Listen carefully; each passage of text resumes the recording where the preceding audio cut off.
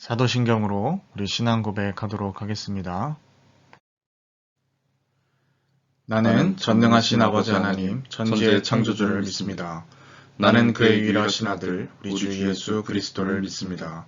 그는 성령으로 잉태되어 동정녀 마리아에게 나시고 본디오 빌라도에게 고난을 받아 십자가에 못 박혀 죽으시고 장사된 지 사흘 만에 죽은 자 가운데서 다시 살아나셨으며 하늘에 오르시어 전능하신 아버지 하나님 우편에 앉아 계시다가 거기로부터 살아있는 자와 죽은 자를 심판하러 오십니다. 나는 성령을 믿으며 거룩한 공교회와 성도의 교제와 죄를 용서받는 것과 몸의 부활과 영생을 믿습니다. 아멘.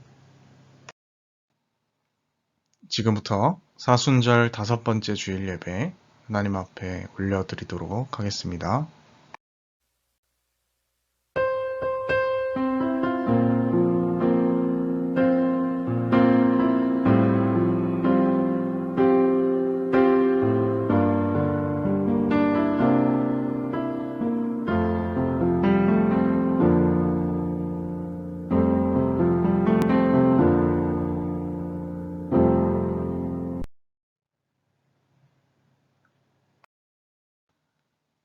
그가 찔림은 우리의 허물 때문이요 그가 상함은 우리의 죄악 때문이라.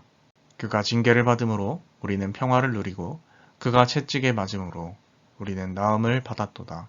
우리는 다 양 같아서 그릇 행하여 각기 제 길로 갔거늘 여호와께서는 우리 모두의 죄악을 그에게 담당시키셨도다. 아멘. 사랑의 주님, 오늘도 이 사순절 5번째 주일 주님을 향한 이 묵상이 무르익어가는 이 주일에 저희를 또 불러내어 주시고 함께 예배할 수 있도록 인도하신 그 은혜에 감사를 드립니다.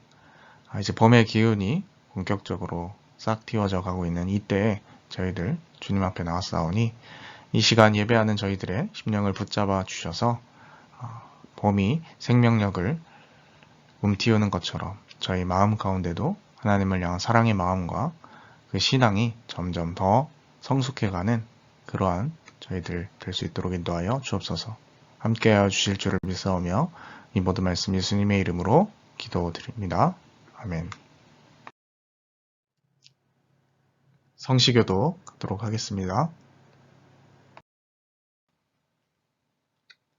여호와여, 내가 깊은 곳에서 주께 부르짖었나이다.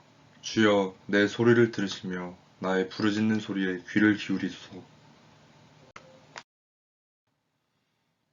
여호와여, 주께서 죄악을 지켜보실진대 주여 누가 서리이까.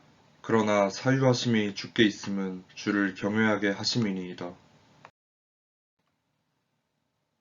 나 곧 내 영혼은 여호와를 기다리며 나는 주의 말씀을 바라는도다.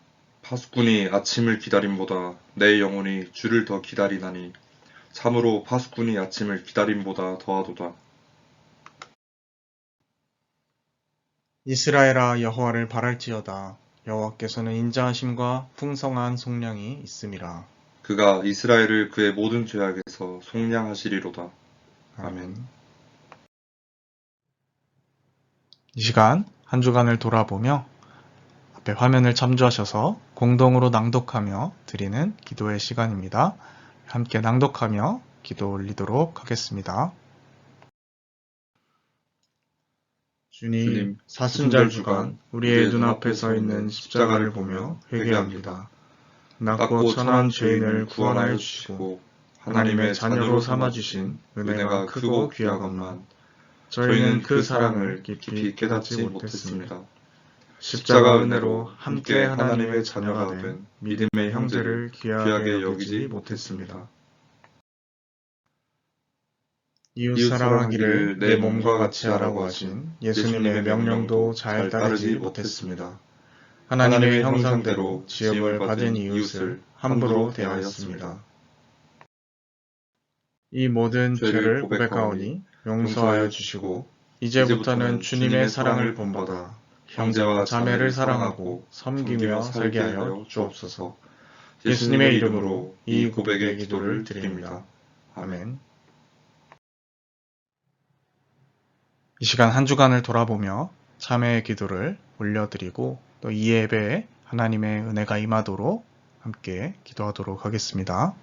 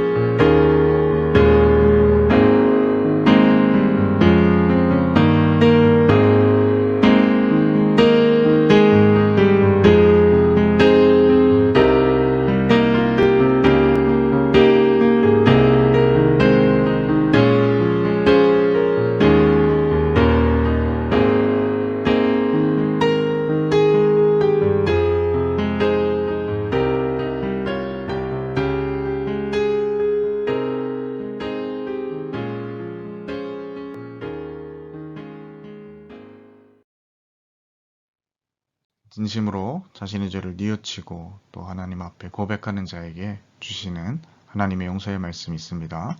다 함께 그 말씀 봉독하도록 하겠습니다. 너희는 옷을 찢지 말고 마음을 찢고 너희 하나님 여호와께로 돌아올지어다. 그는 은혜로우시며 자비로우시며 노하기를 더디하시며 이내가 크시사 뜻을 돌이켜 재앙을 내리지 아니하시나니. 아멘.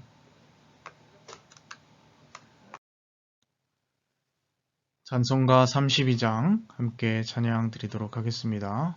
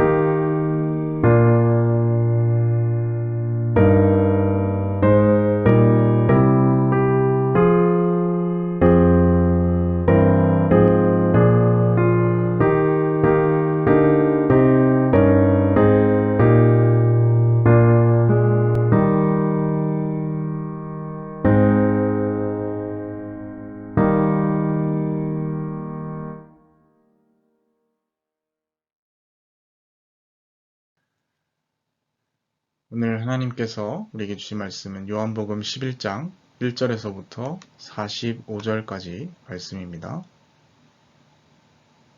요한복음 11장 1절에서부터 45절까지 말씀입니다.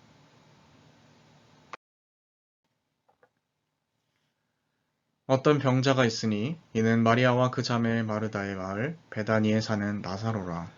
이 마리아는 향유를 주께 붓고 머리털로 주의 발을 닦던 자요 병든 나사로는 그의 오라버니더라. 이에 그 누이들이 예수께 사람을 보내어 이르되 주여 보시옵소서 사랑하시는 자가 병들었나이다 하니 예수께서 들으시고 이르시되 이 병은 죽을 병이 아니라 하나님의 영광을 위함이요 하나님의 아들이 이로 말미암아 영광을 받게 하려 함이라 하시더라. 예수께서 본래 마르다와 그 동생과 나사로를 사랑하시더니 나사로가 병들었다 함을 들으시고 그 계시던 곳에 이틀을 더 유하시고 그 후에 제자들에게 이르시되 유대로 다시 가자 하시니 제자들이 말하되 라비여 방금도 유대인들이 돌로 치려 하였는데 또 그리로 가시려 하나이까. 예수께서 대답하시되 낮이 12시간이 아니냐 사람이 낮에 다니면 이 세상의 빛을 봄으로 실족하지 아니하고 밤에 다니면 빛이 그 사람 안에 없는 고로 실족하느니라. 이 말씀을 하신 후에 또 이르시되 우리 친구 나사로가 잠들었도다 그러나 내가 깨우러 가노라. 제자들이 이르되 주여 잠들었으면 낫겠나이다 하더라. 예수는 그의 죽음을 가리켜 말씀하신 것이나 그들은 잠들어 쉬는 것을 가리켜 말씀하신 줄 생각하는지라. 이에 예수께서 밝히 이르시되 나사로가 죽었느니라. 내가 거기 있지 아니한 것을 너희를 위하여 기뻐하노니 이는 너희로 믿게 하려 함이라. 그러나 그에게로 가자 하시니 디두모라고도 하는 도마가 다른 제자들에게 말하되 우리도 주와 함께 죽으러 가자 하니라. 예수께서 와서 보시니 나사로가 무덤에 있은지 이미 나흘이라. 베다니는 예루살렘에서 가깝기가 한 오리쯤 되매 많은 유대인이 마르다와 마리아에게 그 오라비의 일로 위문하러 왔더니 마르다는 예수께서 오신다는 말을 듣고 곧 나가 맞이하되 마리아는 집에 앉았더라. 마르다가 예수께 여짜오되 주께서 여기 계셨더라면 내 오라버니가 죽지 아니하였겠나이다. 그러나 나는 이제라도 주께서 무엇이든지 하나님께 구하시는 것을 하나님이 주실 줄을 아나이다. 예수께서 이르시되 네 오라비가 다시 살아나리라. 마르다가 이르되 마지막 날 부활 때에는 다시 살아날 줄을 내가 아나이다. 예수께서 이르시되 나는 부활이요 생명이니 나를 믿는 자는 죽어도 살겠고 무릇 살아서 나를 믿는 자는 영원히 죽지 아니하리니 이것을 내가 믿느냐. 이르되 주여 그러하외다. 주는 그리스도시요 세상에 오시는 하나님의 아들이신 줄 내가 믿나이다. 이 말을 하고 돌아가서 가만히 그 자매 마리아를 불러 말하되 선생님이 오셔서 너를 부르신다 하니 마리아가 이 말을 듣고 급히 일어나 예수께 나아가매 예수는 아직 마을로 들어오지 아니하시고 마르다가 맞이했던 곳에 그대로 계시더라. 마리아와 함께 집에 있어 위로하던 유대인들은 그가 급히 일어나 나가는 것을 보고 곡하러 무덤에 가는 줄로 생각하고 따라가더니 마리아가 예수 계신 곳에 가서 배웠고 그 발 앞에 엎드려 이르되 주께서 여기 계셨더라면 내 오라버니가 죽지 아니하였겠나이다 하더라. 예수께서 그가 오는 것과 또 함께 온 유대인들이 우는 것을 보시고 심령에 비통히 여기시고 불쌍히 여기사 이르시되 그를 어디 두었느냐 이르되 주여 와서 보옵소서 하니 예수께서 눈물을 흘리시더라. 이에 유대인들이 말하되 보라 그를 얼마나 사랑하셨는가 하며 그중 어떤 이는 말하되 맹인의 눈을 뜨게 한 이 사람이 그 사람은 죽지 않게 할 수 없었더냐 하더라. 이에 예수께서 다시 속으로 비통히 여기시며 무덤에 가시니 무덤이 굴이라 돌로 막았거늘 예수께서 이르시되 돌을 옮겨 놓으라 하시니 그 죽은 자의 누이 마르다가 이르되 주여 죽은 자가 나흘이 되었음에 벌써 냄새가 나나이다. 예수께서 이르시되 내 말이 내가 믿으면 하나님의 영광을 보리라 하지 아니하였느냐 하시니 돌을 옮겨 놓으니 예수께서 눈을 들어 우러러 보시고 이르시되 아버지여 내 말을 들으신 것을 감사하나이다. 항상 내 말을 들으시는 줄을 내가 알았나이다. 그러나 이 말씀하옵는 것은 둘러선 무리를 위함이니 곧 아버지께서 나를 보내신 것을 그들로 믿게 하려 함이니이다. 이 말씀을 하시고 큰 소리로 나사로야 나오라 부르시니 죽은 자가 수족을 배로 동인 채로 나오는데 그 얼굴은 수건에 쌓였더라. 예수께서 이르시되 풀어놓아 다니게 하라 하시니라. 마리아에게 마리아에게 와서 와서 예수께서 하신 일을 본 많은 유대인이 그를 믿었으나. 아멘. 오늘 말씀 너희 믿음아 일어나라 라는 제목으로 말씀 나누도록 하겠습니다. 네, 여러분 한 주간도 평안히 잘 지내셨습니까? 이제 봄 기운이 정말 완연해지고 있고요. 정말 이제 따뜻해지는 날씨로 본격적으로 돌입을 하고 있는 것 같습니다. 이렇게 점점 이 봄 기운으로 되찾아가는 그런 우리의 날씨와는 다르게 어찌 보면 오늘날 우리는 참 쉽지 않은, 녹록하지 않은 사회를 살아가고 있는 것 같습니다. 이 청년 세대의 입장에서는 현재 미래가 보이지 않는다 이렇게 말하고 있고요. 또 실제로도 인구 절벽과 더불어서 이 초고령화에 대한 대책 그리고 그것에 대한 해법도 쉽지 않아 보이는 것이죠. 또 매년 이제 물가가 또 오르는 것에 비해서 우리의 소득이나 어떤 취업 시장은 더 쉽지 않아 보이기 때문에 또 이런 말들이 나오는 것이 아닌가 생각이 듭니다. 또 매년 이맘때쯤 되면 전 국민이 함께 또 마음을 졸여왔던 이 세월호 참사 또한 반복적으로 생각이 나고요. 최근에는 이태원에서 참사까지 일어나게 되었죠. 우리나라의 상황, 국내 상황만 이런 것은 아닌 것 같습니다. 러시아 우크라이나는 아직도 끝나지 않은 전쟁 중에 있기도 하고요. 또 시리아 튀르키예 지진도 발생했었죠. 우리나라를 포함한 세계 곳곳에서 이 절망과 죽음의 이야기가 빠짐없이 들려온다라는 것은 참 우리를 서글프게 하는 것 같습니다. 오늘 우리가 함께 읽은 이 요한복음 11장의 장면 분위기는요, 방금 말씀드렸다시피 이 우리가 겪고 있는 이 현실의 감정, 그 분위기와 굉장히 유사해 보입니다. 여기에도 역시 두려움과 절망, 또 되돌릴 수 없는 이 죽음이 드러나 있죠. 예수님의 친구였던 나사로가 죽었습니다. 나사로의 누이들은 예수님께 사람을 보내어서 우리 오빠가 죽게 되었으니 그의 병을 고쳐달라고 요청을 하고 있습니다만 예수님은 뭔지 모를 이 심드렁함으로 죽을 병이 아니라 하나님의 영광을 위한 것이라고 말씀하십니다. 이것이 아마 듣는 사람의 입장에선 굉장히 무심하게 들릴 수도 있을 것 같습니다. 그리고 주님은 나사로가 죽은 지 사흘이 지난 후에야 그곳에 도착하셨습니다. 친한 친구의 죽음치고는 뭔가 상당히 느린 걸음이지 않았나 라는 이 생각이 들기도 하죠. 이틀을 더 머물고 유대로 복귀하시기로 결정하시니까 제자들은 그 당시에 유대인이 돌로 치려는 곳에 또 갈 거냐고 주님께 묻습니다. 그때 주님은 사람이 낮에 다니면 넘어지지 않지만 밤에 다니면 실족한다라는 말씀을 하십니다. 자, 이게 도대체 무슨 이야기일까요? 아마 이 요한복음의 큰 주제에 대해서 잘 기억하고 계셨던 분들은 이 말이 어떤 의미인지 눈치채셨을 거라고 생각을 합니다.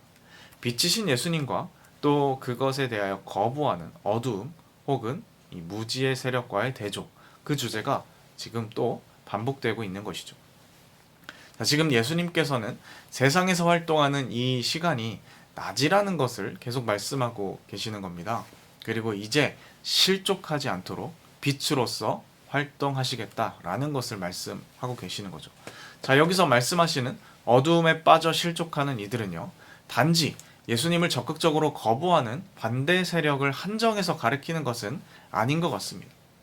진리에 대하여 어두워져서 제대로 된 판단을 하지 못하는 모든 이들을 통틀어서 가리키는 것이죠. 그리고 주님은 나사로가 잠들었으나 깨우러 가겠다 이렇게 말씀을 하십니다. 제자들은 진짜 자는 것인 줄 알고 잠들었으면 낫겠나이다 이렇게 말을 하지만요, 예수님은 그가 죽은 것이 맞다라는 것을 명확히 확인시켜 주시죠. 자, 이런 모든 장면들은요, 의미 없이 쓸데없이 기록된 것이 아닙니다. 요한복음이 이것을 통해서 우리에게 보여주고자 하는 것은요, 바로 예수님의 말씀을 이해하지 못하는 제자들, 또 예수님께서 하실 일을 아직 알지 못하고 절망 가운데 빠져 있는 이 사람들을 가리켜 말하고 있는 것입니다. 주님은 바로 그들을 위해서 움직이고 계십니다. 자, 그래서 드디어 예수님께서 도착하신 이 현장의 분위기는요, 당연히 절망과 통곡으로 가득 차 있었습니다. 사랑하는 사람의 죽음의 현장이었기 때문이죠. 게다가 주님이 오셔서 고쳐줄 것을 간절한 마음으로 요청하면서 주님이 오시기만을 정말 애타는 마음으로 희망의 끈을 부여잡고 있다가 벌어진 일이기 때문에 더욱 이것이 가슴 아프게 그들에게 느껴졌을 것 같습니다. 주께서 여기 계셨더라면 내 오라버니가 죽지 아니하였겠나이다 라는 21절의 마르다의 외침 속에서 우리는 모든 것이 다 끝났다 라고 체념하고 절망하는 그러한 감정이 담겨 있다는 것을 확인할 수 있습니다. 그런데 마르다는 예수님을 향하여 절망과 또 약간의 원망에 섞인 말을 했으면서도 믿음이 여전히 남아있는 듯한 그러한 고백을 합니다. 이제라도 예수님께서 하나님께 요청하시면 하나님께서 그것을 들어줄 것이라는 말을 하고 있는 것이죠. 자, 이들의 간청에도 불구하고 늦게 오신 예수님의 행동을 고려하면 그래도 상당한 믿음의 고백처럼 보이는 것 같습니다. 그러나 예수님께서 내 오라비가 살아날 것이다 라는 말에는 뭔가 한 발 물러서는 것처럼 대답을 하죠. 마지막 날 부활 때 살아날 줄을 압니다. 물론 여러분, 이건 역시 대단한 신앙 고백이라고 할 수 있습니다. 종말의 때에 하나님의 백성으로서 부활하게 될 것이라는 이 믿음을 마르다는 가지고 있었기 때문이죠. 자, 그런데 예수님 입장에서 바라볼 때에 이 믿음은 온전하지 않은 것이라고 할 수 있습니다. 왜냐하면 예수님께서는 지금 바로 이 자리에서 오라버니가 살아날 것을 바라셨기 때문이죠. 그래서 주님은 나를 믿는 자는 죽어도 산다, 살아서 믿으면 영원히 죽지 않는다라고 선포하시면서 이것을 믿느냐? 이렇게 물으십니다. 그녀의 확답을 들으시고 또 예수님께서는 마리아도 불러서 함께 무덤으로 향하십니다. 자, 두 번째로 조우한 마리아는요, 마르다와 똑같은 절망 섞인 말을 예수님께 내뱉습니다. 여기 계셨더라면 오빠가 죽지 않았을 겁니다. 예수님께서 앞서서 하셨던 수많은 말들은요, 귀에 잘 들어오지 않는 것 같습니다. 물론 충분히 그럴 수 있다고 생각합니다. 눈앞에 너무나 사랑하는 사람의 죽음을 경험하고 태연하게 어떤 강철 같은 믿음을 유지하는 것은 어렵겠죠. 마리아가 울고 온 유대인들이 함께 애도하는 그러한 모습을 함께 주님께서는 지켜보시고 성경은 기록하기를 심령의 비통함을 여기셨다, 이렇게 기록하고 있습니다. 그리고 눈물을 흘리셨다고 기록하고 있죠. 자, 여러분, 예수님은 왜 눈물을 흘리셨습니까? 이게 너무 당연한 질문일까요? 다들 사랑하는 이의 죽음 앞에서 슬퍼하고 있으니까 그것에 대해서 공감하고 함께 마음 아파하는 그러한 심정으로 눈물 흘린 거 아닙니까? 예, 맞습니다. 그런데 여러분, 단지 예수님께서는 그것뿐만으로 인해 눈물을 흘리신 건 아닙니다. 아까 말씀드린 요한복음의 주제에 대해서 우리가 놓치지 않았다면 우리는 이 예수님의 눈물이 단지 슬퍼하는 이들을 위한 공감의 차원의 눈물로 끝나는 것이 아니라는 것을 알 겁니다. 예수님께서는요, 계속해서 이 죽음이 끝이 아니고 하나님의 영광을 위한 것이고 당신이 하나님의 아들임을 증명되게 할 그러한 사건이라고 거듭거듭 말씀을 하셨습니다. 그러나 여러분, 여기에 있는 수많은 사람들 중에 이 예수님의 메시지에 대해서 주목하는 사람은 아무도 없는 것 같습니다. 심지어 제자들도 잘 못 알아듣고 예수님께 나와서 또 원망 섞인 절규를 내뱉었던 마리아와 마르다도 내가 그를 살리겠다는 예수님의 말을 종말 때에는 그렇게 될 줄 믿습니다, 이렇게 받아들입니다.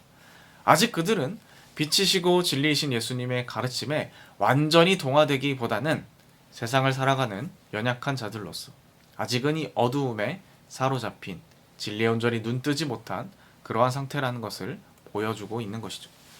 그러니 예수님의 눈물은요, 슬픔에 대하여 공감하는 눈물을 포함하는 것이지만 그 이상으로 진리에 아직은 어두워 자신의 말을 믿지 못하고 슬퍼하는 이들을 위한 한탄의 눈물이기도 한 것입니다. 그들을 향해 안타깝게 여기시는 그런 눈물이기도 한 거예요. 예수님의 눈물 앞에는 비통하며 눈물을 흘리셨다라는 표현이 쓰이고 있는데요.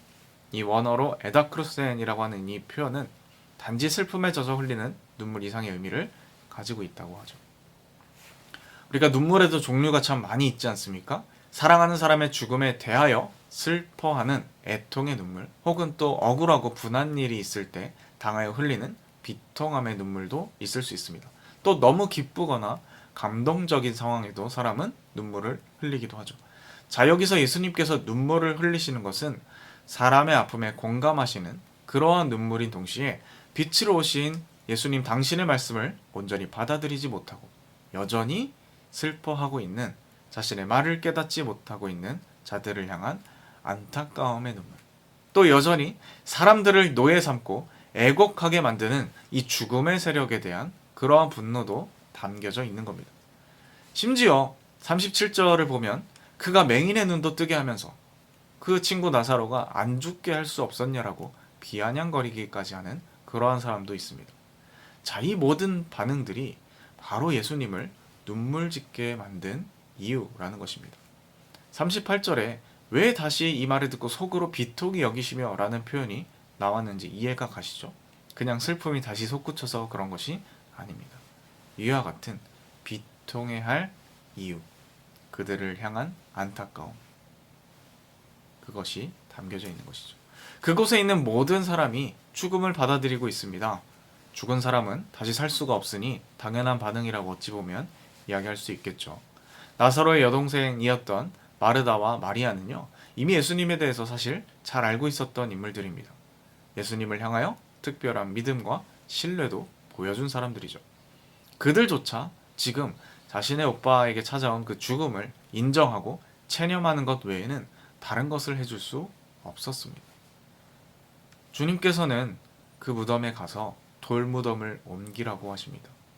마르다는 여전히 그의 죽음 앞에서 체념한 채로 무덤에서 벌써 냄새가 난다라고 말합니다. 더 이상 주님도 어찌할 수 없는 회생 불가하다라는 그 자신의 신념을 반복하고 있는 것이죠. 무덤을 옮겨서 뭐 합니까? 이미 시체 썩은 냄새가 나고 있는데, 이런 의미인 거죠. 그러나 이제 주님은 영광을 볼 것이라고 말하지 않았냐며 그녀의 체념을 반박하고 있습니다. 그리고 하나님께 기도를 드립니다. 기도에 여러 가지 종류가 있지 않습니까? 예수님께서는 바로 이 부분에서 아주 크게 모든 이들에게 들으라는 듯이 기도하십니다. 42절에 그러나 이 말씀을 하옵는 것은 둘러선 무리를 위함이니 라고 하는 표현이 아주 명확하게 그것을 보여주고 있는 것이죠. 그리고 나사로를 부르십니다. 그리고 거짓말처럼 나사로는 거기서 걸어 나오게 되었습니다. 사상 초유의 일이죠. 아무도 예상할 수 없었던 전례 없는 일이 예수님을 통해서 일어나게 되었습니다. 물론 주님은 복음서 여러 곳곳에서 죽은 자를 살리신 적이 더러 있습니다. 그런데 이 요한복음의 경우는 4일이나 지나서 시신이 부패한 냄새가 나는 그러한 상황에서도 나사로를 살려내셨다는 거죠. 자, 여러분, 만약에 이 21세기에 이런 일이 우리가 사는 세상에 일어났다라고 가정을 해보면 아마 이 예수님의 동선마다 기자들이 이미 취재하거나 유튜버들에게 둘러싸이지 않았겠습니까? 정말 예수가 그의 말대로 나사로를 고칠 것인가, 그렇지 못할 것인가, 대서특필하면서, 그리고 나사로야 나오너라 이렇게 예수님께서 말씀하실 때 카메라는 어딜 찍고 있을까요? 분명히 나사로를 클로즈업하고 있을 것이라 생각합니다. 무덤 문가를 찍고 있다가 나사로가 정말 나오는지, 정말 나왔다면 그 나사로를 클로즈업하고 있을 것이라는 거죠. 왜냐하면 예수님의 말대로 되었는지 안 되었는지 검증해야 하고 또 일어났다라는 사건 자체가 기적적인 초유의 사태이기 때문입니다. 자, 그런데 여러분, 요한복음서 저자는요, 놀랍게도 살아난 나사로에게는 별로 그렇게 관심이 없는 것처럼 보입니다. 나사로가 배로 꽁꽁 동여진 채로 나왔다라는 이 말만 보도하고요, 요한복음 기자의 시선은요, 예수님께 고정되어 있는 것처럼 보입니다. 왜 그렇습니까? 이 모든 사건이 예수님의 말씀처럼 주님의 영광이 드러나며 예수님께서 하나님의 아들이심을 명확히 증거하는 것이기 때문입니다. 증거 현장보다는 그것에 대해서 증언하셨던 예수님이 훨씬 더 중요하기 때문이죠. 생명이 빠져나간 몸을 다시 일으켜 세울 수 있는 분은 하나님밖에 없기 때문입니다. 주님의 영광이 드디어 드러났습니다. 요한복음 기자는 그래서 여전히 시선을 예수님께 고정시키고 있는 것이죠. 자, 죽은 사람이 살아나는 것은요, 하나님의 능력이 아니면 일어날 수도 경험할 수도 없는 일이지 않습니까? 의학이 아무리 발달해도요, 숨이 완전히 멎어버린 사람을 살려낼 수는 없습니다. 하나님만이 하실 수 있는 일, 하나님만이 하셨다라고 인정할 수밖에 없는 일입니다. 그래서 이것은 하나님의 영광입니다. 그러니까 이런 일을 목격할 때 영광이 즉 이곳에 있었다라는 말은요, 하나님께서 이곳에 계신다라는 사건을 의미하는 것입니다. 자, 도대체 예수님께서는 어떻게 이 죽은 자를 살리신 걸까요? 모릅니다. 그저 우리가 말할 수 있는 것은 하나님이시기 때문에 그분의 방식대로 하셨다라고 고백할 뿐이죠. 이 모든 것은 신비입니다. 자, 오늘 주님께서는 무덤에서 죽은 나사로를 일으켜 내셨습니다. 그러나 주님은 단순히 그곳에서 나사로만을 일으키신 것이 아닙니다. 계속해서 말씀하셨던 어둠 가운데 침식되어 있던 그들의 믿음을 그곳에서 나사로와 함께 일으키신 것입니다. 죽음 가운데서 절망과 죽음을 체념하며 어둠과 죽음의 방식으로만 생각하고 그것을 상식으로 받아들였던 그들의 관념을 깨어 일으키신 것이죠. 여러분, 죽음은 현실입니다. 눈앞에 무덤이 있고 시체 썩는 냄새마저 풍기는 그러한 아주 차가운 느낌의 현실 속에서 우리는 나사로의 무덤 앞에 모여있던 수많은 사람들처럼 슬퍼하고 절망하며 살아가고 있습니다. 그러나 여러분, 주님은 바로 그러한 사람들을 일으키러 오신 것입니다. 여러분, 여러분의 신앙은 어떻게 작동하고 계십니까? 혹시 우리의 믿음은 마르다처럼 주님 제가 믿지만 그것은 종말의 때나 일어날 겁니다 라는 식으로 좀 미래로 도피하고 있지는 않습니까? 네가 하나님의 영광을 보리라라는 이 예수님의 말씀에도 네 믿습니다, 다만 나중에요, 이렇게 회피하고 있지 않나요? 그러나 여러분, 신앙이라는 것은, 특히 요한복음 저자가 강조하고 있는 신앙은요, 먼 미래가 아니라 지금 여기에서 나와 함께 하시는 하나님의 영광을 경험하고 바로 지금 그 생명을 누리는 것을 말합니다. 그것이 바로 신앙입니다. 우리의 인생 속에서 그 하나님의 영광을 보지 못한다면 우리는 세상 사람들처럼 절망을 말하고 현실을 말하면서 체념하며 살아갈 뿐이겠죠. 그러나 여러분, 신앙은 그 현실을 넘어 지금 나와 함께 하시는 하나님을 바라보게 만들고 현실의 벽을 넘어서 새로운 가능성과 꿈을 꾸게 만든다는 것입니다. 나사로야 일어나라, 오늘 주님께서 이렇게 말씀하셨습니다. 나사로란 이름에는요, 하나님이 도우신다 라는 뜻이 담겨져 있다고 하죠. 예수님께서 우리에게도 말씀하십니다. 하나님이 도우신다, 일어나라. 절망 가운데 체념하지 말고 하나님이 도우시니 일어나라고 그렇게 우리에게 도전하십니다. 자, 여러분, 우리의 반응은 이 예수님의 말씀에 어떠해야 하겠습니까? 하나님께서 불러일으키시는 그 희망의 바람을 인지하고 나사로를 풀어놓아 다니게 했던 것처럼 살아야 할 것입니다.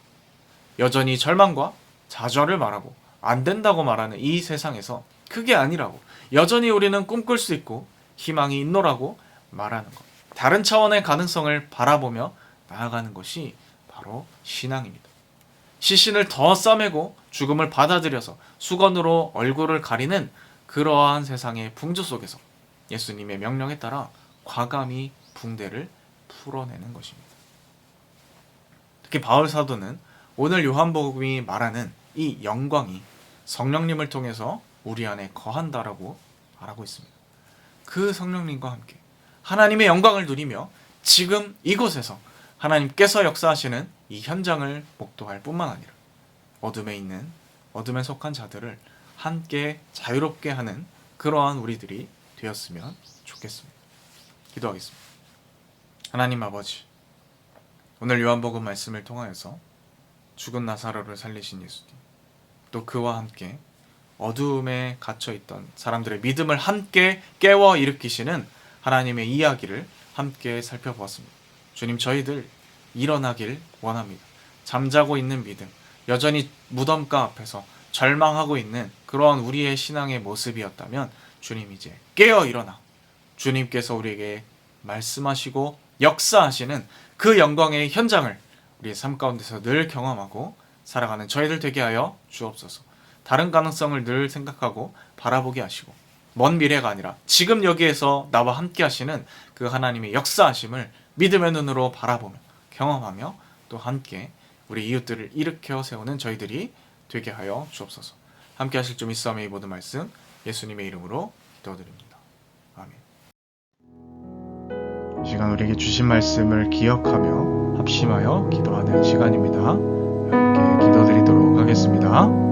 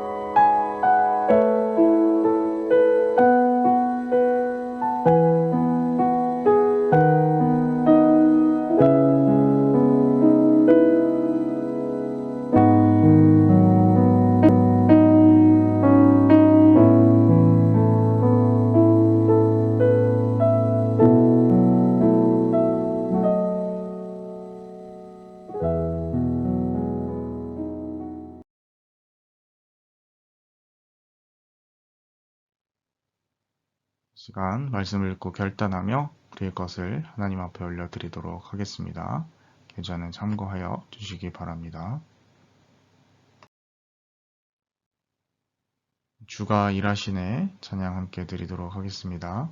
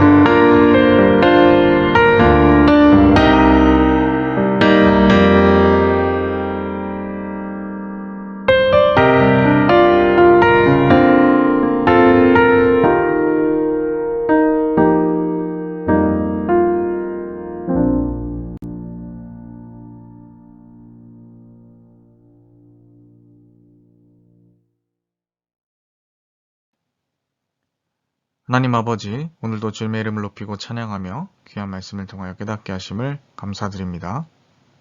오늘 말씀을 통하여 함께 깨달은 바와 같이 주님께서 죽은 나사로에게 명하셨던 나사로야 일어나라 하셨던 음성을 기억합니다. 그 음성이 또한 우리를 향한 것임을 기억하며 죽은 우리의 믿음, 잠자고 있는 믿음을 일으켜 세우기를 소망합니다.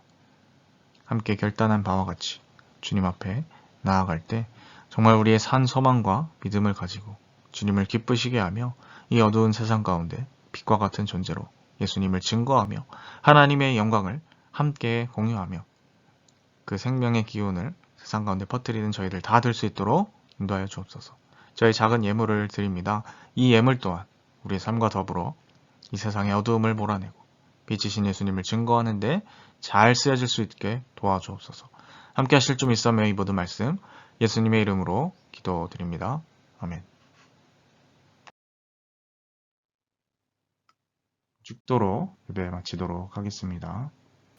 지금은 우리 구주 예수 그리스도의 은혜와 하나님 아버지의 극진하신 사랑하심과 성령의 역사 인도 충만케 하심이 오늘 함께 말씀을 듣고 진정으로 우리 믿음을 다시 생각하고 현실만을 바라보며 절망하는 믿음이 아니라 무덤 넘어 역사하시는 하나님의 영광을 믿음의 눈으로 바라보며 새로운 희망과 새로운 가능성을 꿈꾸기를 마음속에 다짐하는 주님의 자녀들, 백성들 머리 위에 지금부터 영원까지 함께 하옵시기를 축원하옵나이다. 아멘.